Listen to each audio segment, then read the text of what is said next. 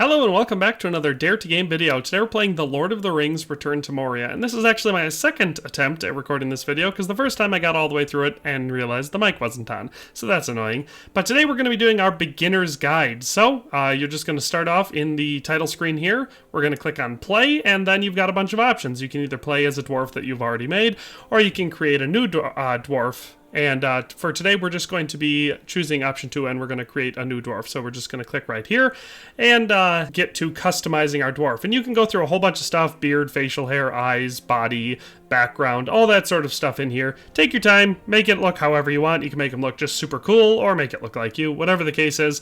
You can also customize the voice and all that sort of stuff. So with all that in mind, go ahead, go through, customize your whole dwarf, and we'll pick it up after that. Next, we're going to name our dwarf, and you can either just kind of click through this and have it pick a dwarf name for you, or you can type anything you want in there. It doesn't really matter. Obviously, I think it's a little bit more immersion if you make it a dwarf-like name as opposed to just like Matt or something like that. But whatever the case is, just name your dwarf, and then you click save to save that as a character that you can play as. And then we're going to be selecting our world. So you can either click on a world that you've already done. So if you're just creating a new character and you want to go into your old world, that's an option. Or you can create a new world, or you can join someone else's world. We're going to create a world. The default will just be whatever your name. You can pick a different seed, but I don't think it really matters. It's randomly assembled, but not randomly generated. The maps will be similar. They'll be in a different layout, but all of the locations will look the same. So we're just going to go ahead and click create world. And once you've created your world, you get a little introductory cutscene that will explain the story of the game, why you're here, and all that sort of stuff. It's very interesting, so for a first-time playthrough, I definitely recommend you actually watch and pay attention to the whole thing. But if it's not, you can always just go ahead and skip it, or if you don't care about the story, you can just skip it, and then you'll be picking up right when you fall into Moria. So this is where you will start off on the screen right here. And so the first thing I want to talk about is just your heads-up display, your HUD here on the screen. So you can see a whole bunch of stuff going on. First thing to look at is going to be in the top left corner. You're going to see a little circle up there with a triangle in it. That's your mini-map. It's going to kind of just show you right on the map where you are located. As you rotate, it'll rotate with you. And that's very useful for navigating in this game because it can get confusing. If you want to look into the map a little bit more deeply, then all you're going to have to do is go ahead and just click on the M key, and when you do that, you'll be able to see a bunch of different waypoints and all that other stuff right here in the map. It works well enough. After that, right next to the map, you can see it says 225 fathoms deep. That's your depth, which should make sense given the fact that that's what it says. That just basically is a good indication of where you are in Moria. It'll go deeper and deeper as you go later into the game, and that just means it is significantly more dangerous, because the deeper you go, the more dangerous it is. The next thing you'll probably notice is up in the upper right-hand corner, there's a little blue square thing right above your quest description there, and that is notifications. That tells you if you have new things to read in your glossary or quest log, or if you've discovered new recipes, all that sort of stuff. And that's a good indication of when you've found something, so I always recommend checking that out if you see any notifications, or it'll tell you if you need to do something else story-wise. And so you just press tab, you can go into there, and you can go through different areas. So building plans is the first one that you can see on here, and then after that we've got our appendices, so that'll just be information about stuff you find, whether that's someone that was mentioned, or maybe you'll find a piece of lore scattered around and you'll be able to read it and learn some more. You can find those in here, and then of course in our goals, that's where you'll find your mission logs. So that'll be what you've got going on right now. So right now our active missions are gather supplies and learning the game. So it's really just the tutorial stuff. The next area to look at is going to be our bottom left-hand corner. This is going to have a lot of information. So way down at the bottom, you can see it says day 1 dawn. That just tells you what day you're on and what time of day. It's useful information for when you're going to want to sleep and stuff like that. Above that, we've got our mood meter. So you can see it's pointed over to the right. That means our dwarf's in a good mood. The farther to the left that gets, the worse mood you're in. The little red bar is your health. That's hit points. So how many hit points your dwarf currently has. And right below that, your yellow bar is hunger. So that one, you want to keep that as full as possible. If it gets down all the way to the bottom, you're going to start starving to death and losing hit points. So that's not good. Right above that, if you have any buffs or debuffs, that's where they will appear. So hovering right above that, it'll say like you're tired or you're cold, or maybe you've got the hero's focus, something like that. That's where your buffs and debuffs will appear. And lastly, right down in the middle of the screen, we have our hotbar. So you can see it's set up for 1 through 8. This will be where you're going to want to keep your tools and weapons and stuff that you're going to be using a lot. that, torches, stuff like that, as well as food items once you get further into the game and you're using like more advanced food items like cram or lembas or something like that. That area is going to be your most strategic layout in the game overall, you know, depending how you want to do that. The only other thing is over to the far right, you can see that we have a chat log. So if you're playing multiplayer and you want to do text chat, you press enter and you type in a message and it will send that to the world. And that does it for our heads up display. So now we're going to be starting with the tutorial. So basically this is all very self-explanatory. It'll be in your upper right hand corner. This is your active mission. It's your basic stuff. So if you collect some wood scraps off the ground, you're going to be able to make your torch, which is the first thing you need because you have to be able to see what you're doing. So once you've got that going, I like to put it in the hotbar and keep the materials out of the hotbar because, you know, they just waste space there. So you can activate your torch by selecting it on the hotbar, and now you'll be able to see what you are doing. So we're going to want to continue on with the tutorial going forward, and this is just going to lead us deeper into Moria. On your way, it's not a bad idea to collect as many of these scraps as you see lying on the ground. Don't feel like you need to like search them down and look for them because you're going to be able to find plenty of materials as you go along. Pay attention for metal fragments, cloth fragments, all the different types of fragments because you're going to use them to create your initial tools, and then you'll also use them when we're setting up our base camp, which is going to be our next step after that. So just keep following the prompts until you make your way through.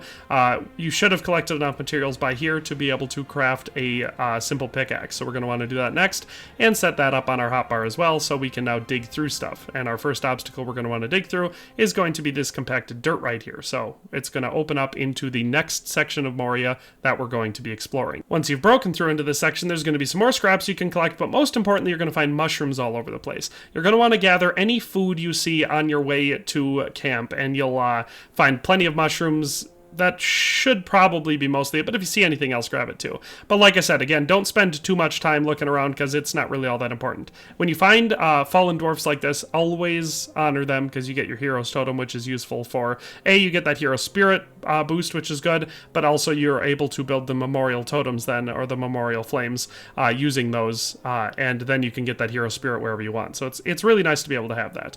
Up here, you're going to see our raven friend here, who is going to be kind of your quest giver throughout the entire game. So whenever you see him, talk to him, go through the conversation because that will lead you to what you have to do next. Basically, you'll have this long drawn out conversation with him in some cases, and it will kind of tell you what you should do next. So whenever you run into him, do that, and that's what we're going to do here. Once we've completed that conversation, we're going to finish gathering up any mushrooms or anything else from this room that we want, and then we're going to dig through another compacted dirt wall. Just a little fun fact for you here. Whenever you see one of these dirt walls, it basically guarantees that there's a room or something on the other side, so you pretty much always want to dig through them. And as you do, you will collect stone and stuff. So in this next room, we're going to be learning how to make platforms. And this is a very simple process. In this game, you only need one wood per platform. It's really simple. You press V and it will allow you to pop up these platforms. You can rotate them to either be lengthways or width. The only important thing is to make sure that you actually place it at a height where it's usable. So you want it to be low enough that you can grab it, but not so low that you have to build a million of them to get up. So here we're going to build 2 for this space. Just pop up the second one, jump to it, and we're going to be able to get over the obstacle. So it's a very simple process for navigating the map. I like it. It's very convenient, and you don't need to carry a ton of materials with you to make it work. So we're going to dig through another compacted wall, and this will bring us to our main area where we're going to be able to progress through the game. So we're going to come through here. This is going to be the doors of Durin. So as we're coming through here, again, I recommend cleaning up stuff, breaking barrels and stuff. It'll get you scrap wood, scrap metal, scrap cloth, all that stuff that you're going to need. But here's where you're going to see some more story that we need. So you're going to inspect the door, and that will lead you on. I'm not going to go through all the story here, but that's the process. Once we've finished up our little dialogue there, we're going to be able to leave this hall, and on your way out, if you want, again, break all this stuff, but you don't have to. As we're going to go through here, it's going to progress to the main area that we're going to be setting up our base camp in. So, like I said, I'm going to go through and collect all this stuff, so I've got materials to build the base camp with. You can either just run through or do it at your own pace. In any case, you will find yourself in this large cavernous space, and this is where we're going to be spending the rest of our time here on this guide. So, again, you're going to run into the Raven, so we're going to talk to the Raven, get that conversation out of the way. But basically, the premise is this spot right here is where we're going to be setting up our base camp. So I'll kind of show you the steps to do that. It's a pretty simple process. It's going to be a lot of cleaning up the stuff around the area. So you're going to be breaking all the crates and dead bodies and stuff like that you find on the ground for materials. And you're going to be using those materials to fix up the camp so we can have the resources that we need to progress through the early game. One thing to keep in mind while you're fixing up this area and during the whole early game process is food is going to be super duper important. So you can see I'm collecting some crap cranberries and some sunions. These are, along with the mushrooms, some of the early game food items that you'll find growing all over the place. Don't destroy the nodes that they grow on, because they will grow back every day or two. They grow back pretty quickly, so you'll be able to keep a nice supply of food. Now, I don't recommend eating these raw. You're going to want to save them so you can use them to cook in recipes, because it's much more efficient. But that's one thing that I like to do right away, is to run around and collect as much food as possible. Then we're going to be going up into this building that you can see me going in right here, and you're going to be cleaning it up, busting up all these old piles of rocks and stuff. And the other half of what we're going to be doing in here is repairing some stuff. So we want to repair our hearth, our forge, all that sort of stuff in this area. So just make sure when you're cleaning it up, you don't accidentally break it. And so the stone hearth is actually an easy thing to fix up. All we need is stone for this. You don't even need special tools. Right next to it, you can see we have our cooking table, so don't destroy that either. We also have the furnace that can be fixed with just stone. The map stone is for fast travel. That we won't unlock until we have a black diamond. But you can see we've got some other stuff in here that is stuff that you should keep, but all these little piles of rubble and rocks and stuff like that should be destroyed for resources. And so you can see I've sort of done a rudimentary build here. Basically, we just tore down those old broken walls, put in some new ones there, including a door, put up some storage chests. On the outside here, we put up these little barriers. This makes it so when your camp gets attacked, they actually don't get up to your door and everything. They just sit there busting or trying to bust down the impenetrable walls down to the bottom, so it's a little fun hack for this space. You're going to want to set up a bedroll nice and quickly and claim it. This will give you a spot to rest, so you can sleep through the night, which is good for morale, but it also makes it so if you die, you will respawn at this bedroll. So we're just going to sleep through the night, because that's what our quest is telling us to do, and when we wake up in the morning, we're going to want to go make some food, and we do that at our hearth. Again, you do need that meal table next to it, so that way when you make something at your hearth, the meal will spawn on the table there, so you can actually eat it. Once your meal is done cooking, you can go right over there and you can consume it. This is something that basically every time you sleep, you're going to need to do, so what I usually do is just set the meal to cook before I go to sleep, so it's ready to go in the morning. But yeah, that brings you through your basic reconstruction phase. Now our next goal is going to be iron production, because we need that to make weapons, more advanced tools, and to fix our forge. So once you've got everything all cleaned up, and one thing is to make sure you light it up. You can see I've got torches all over the place. That's because light and warmth are very important for your dwarf's morale. If you don't have all of that stuff done, your dwarf will lose morale quickly, and that's a bad thing. So you want to make sure whenever you're building a base like this, part of your construction project is making sure you've got enough torches in the area to keep it nice and well lit. This serves a gameplay purpose with the morale and also and warmth, but also it just makes it easier to see, because especially at night in this game, it gets super dark in here. So even holding a torch, it can get dark. So whenever you're building an area, take the time to light it up really well. But like I said, our next objective is going to be iron production. So you can see we have a forge here that just needs to be rebuilt. We need 3 ingots to do that. We have a furnace, and to make ingots, you need iron ore and coal. And or really not just coal, but anything to fuel the furnace. But coal is early game. It's one of the most common things that you're going to be using. There's 2 ways to do coal. So one is you can go into your hearth and you can actually craft it. So you can see down in the process section, just using wood scraps, we can actually make coal, or charcoal in this case. But we're going to want to mine it, because that's more efficient. Also, you start off with a little bit here. That should be enough to get you started, at least to the point where you can fix your forge. So the good thing is we need iron first. The best area to look is right outside of your camp here, because there's usually an iron ore vein right here in the wall, and by mining it, you're going to get a bunch of stone, which is useful for fixing stuff and building stuff and everything, but you're also going to get more than enough iron ore. And basically what you're going to want to do is mine about 30 of it to get it inside, get your forge started so you can start the iron ingot production, because that does take a while, and then come back out and mine the rest. We're going to go through and we're going to mine this whole section quick. And there you can see we've mined out the full vein, so we've gotten quite a bit of resources from that. You can see we've got some citrine here, and you'll get that from mining iron. We also got a stack and a half of stone, 2 full stacks of iron, and then 5 more ore. So not bad resource-wise that we were able to gather from that one vein. Now we're going to go get our ingot production started. And you can see we just come back into our furnace, and we can add our fuel and just start the iron production. Like I said, it's better if you just do this part way, so that way by the time you would have come back in, the iron would have been done, but it's fine. I can just cut through it and you'll see the process. So I like to have chests nearby to store stuff. The good thing about the crafting system in this game is you don't have to have everything in your inventory to use it for the crafting system. If it's within the radius of your hearth, which is a big square that goes around it, you'll be able to draw from any of the storage you have and use any of the materials for what you need to make. So that is ideal. That's what we're going to do. We're going to produce as many iron ingots as possible. If you run out of coal, just go out and look for another coal vein. There's usually one in the very next room that you explore, so it's not hard to find them, and you will be able to get plenty of materials. So after a while, you're going to be able to collect some ingots. I just needed the 3 to fix our forge, so I grabbed those, and now we're going to to rebuild our forge. So a very simple and straightforward process that will allow us to start making iron stuff. And so once your forge is rebuilt, you can see we unlock the ability to craft new forges, we unlock the ability to make a shield and a sword, and we get the ability to make a hammer. Those are our tools that we need yet in the early game. So once we've crafted all of those, we'll actually be all ready to go and explore Moria. The only other thing to consider is that early game, before you start exploring and doing stuff, is we're going to want a repair smithy.